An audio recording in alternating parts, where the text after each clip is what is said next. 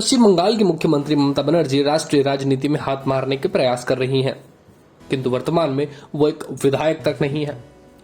विधानसभा चुनाव में तृणमूल कांग्रेस की जो जीत हुई, पर ममता शुवेंदु अधिकारी से अकड़ दिखाने की राजनीतिक अपरिपक्वता के कारण स्वयं ही नंदीग्राम से चुनाव हार गई थी। ऐसे में टीएमसी के नेताओं के उपचुनाव कराने की आतुरता के बीच निर्वाचन आयोग ने बंगाल में उपचुनाव का ऐलान कर दिया है। यदि ममता चुनाव जीत गई तो बंगाल की स्थिति यथावत रहेगी, किंतु इसके विपरीत अगर वो चुनाव हार जाती है तब क्या होगा?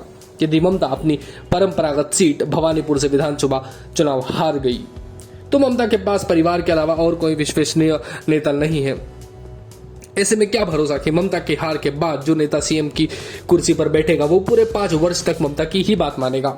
चुनाव आयोग के मुताबिक 30 सितंबर को उपचुनाव के लिए मतदान होना है एवं 3 अक्टूबर को नतीजे आएंगे। ऐसे में ये कहा जा सकता है कि ममता के लिए एक महीना बेहद भारी होने वाला है। नेक्स्ट 9 न्यूज नेशन आपको पहले ही बता चुका है कि भवानीपुर सीट पर ममता का 2016 विधानसभा चुनाव का रिकॉर्ड अच्छा नहीं था।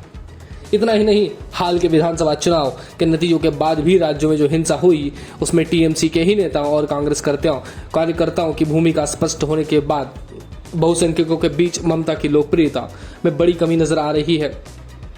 बीजेपी भी इस राजनीतिक हिंसा को भवानीपुर उपचुनाव में मुख्य मुद्दा बना सकती है। एक इंटरव्यू में बंगाल बीजेपी अध्यक्ष दिलीप घोष भी ऐलान कर चुके हैं कि पार्टी ममता के विरुद्ध विधानसभा चुनाव में पूरी ताकत झोंकेगी और एक लोकप्रिय चेहरा भी उतार सकती है।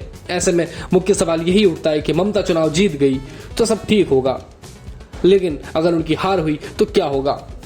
ममता के बाद पार्टी की अन्य लीडरशिप की बात करें तो महत्वपूर्ण बात यह है कि ममता के भतीजे अभिषेक बनर्जी के अलावा अन्य टीएमसी नेताओं पर विश्वास नहीं कर सकती हैं, किंतु वो भी लोकसभा सांसद हैं।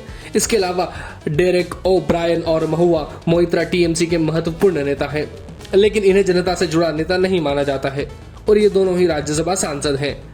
भतीजे समेत डेरेक या महुआ को ममता सीएम बनाने के लिए तैयार भी हो जाती हैं, तो इन तीनों के साथ भी वह यही दिक्कत होगी जो ममता को विधायक न होने के कारण हो रही है। क्या पता पुनः उपचुनाव कराने के मुद्दे पर आयोग सहमत हो न हो। इसके अलावा ममता पहले मुकुल रॉय पर जितना विश्वास करती थी बीजेपी में जाने पर और पुनः टीएमसी में आने के बावजूद अब उन पर वो इतना भरोसा नहीं करती दिखाई दे रही हैं। वहीं अपनी गैर मौजूदगी में केंद्र की राजनीति करने के लिए एक समय ममता ने जिस नेता पर भरोसा किया था वो दिनेश त्रिवेदी भी अब बीजेपी में जा चुके हैं। इसके अलावा ममता का राज्य में जो सबसे विश्वसनीय चेहरा था वो ही ममता की इस सबसे बड़ी मुसीबत का कारण है, शुवेंदु अधिकारी।